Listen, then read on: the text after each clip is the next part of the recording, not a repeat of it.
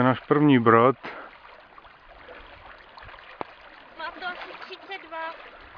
No, úplně se z toho kouří.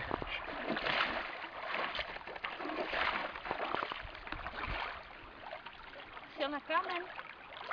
Rovně, rovně.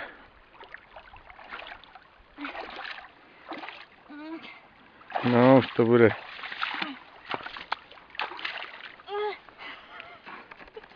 Tak co, dobrý, ne? Příště. Zažíváme bídu v Norsku.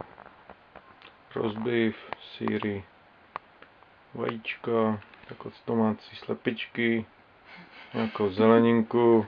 Akorát pivo jsme si nemohli koupit, protože se v neděli nesmí prodávat. No, přežijem to. Dobrou